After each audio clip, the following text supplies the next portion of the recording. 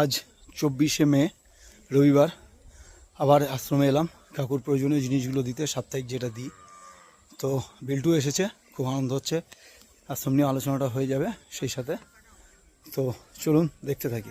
বিশেষ কিছু না, মুড়ি যেরকম আনি সেরকমই, এছাড়া কিছু সবজি ও মুদিখানার সামগ্রী, এই ছিল এই সপ্তাহে কাকুর রিকোয়ারমেন্ট। তো এগুলো এনে দিলাম, এই সপ্তাহটা চলে যাবে আমার। এবার শুনে নিই কাকুর কাছ থেকে, কাকু কেমন আছে? কেমন আছেন? ভালো আছে। শরীর কিরকম আছে? ঠিক আছে, অসুবিধা নেই তো কোনো? আর যা যা দিয়ে গেলাম তাতে আপনার এই সপ্তাহ চলে যাবে তো? হ্যাঁ ঠিক আছে। এবার আপনাদের একটা ভালো জিনিস দেখ, জবা গাছগুলো কি অবস্থায় আছে সেগুলো আপনাদের এবার দেখায়।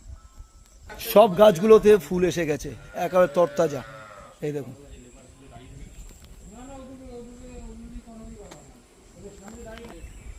সব গাছে ফুল তরতাজা হয়ে গেছে।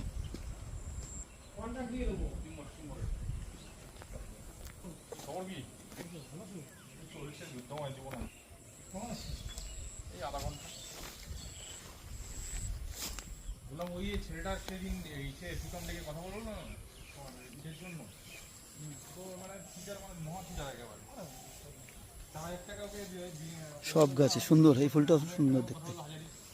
ভালো ইচ্ছা ওগুলো ফ্রেশ একদম মানে কোয়ালিটি একটু ডাউন আর এই একটা এখন দেখতে দিতে এই গেটের পাঠাইছে আর ও মাল আর পাঠাইছে আমাদের দেখতে না বলা হ্যাঁ দেখে আসছো তো পদ্ম ফুলেরও চাষ করা হয়েছে। গেটের ধারে গাছটায় দেখুন ফুল, কি ফুল, গাছ পুরো ফুলে ভর্তি হয়ে গেছে, অসাধারণ।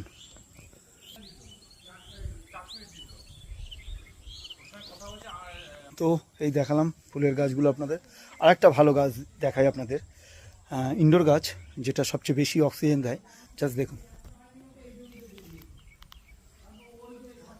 এটা আমাদের আশ্রমের মন্দিরের ধারে এই গাছটা রয়েছে। সবজি গাছগুলো দেখিয়ে দিই এরকম হয়েছে। ভেন্ডিটা খুব খুব সুন্দর হয়েছে, ভেন্ডিটা এত সুন্দর হয়েছে, জাস্ট দারুণ।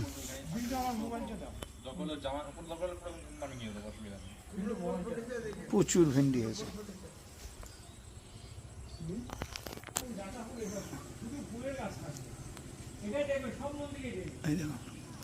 প্রচুর ভেন্ডি। বেলাটায় মন্দির চত্বরটা কিরকম লাগে একবার দেখিয়ে দিই আপনাদের। এই দেখুন পুকুর, অনেকদিন বিকেলবেলা দেখানো হয়নি। তো আজকে প্রচণ্ড গরম, সেই জন্য সকালবেলা আসতে পারিনি।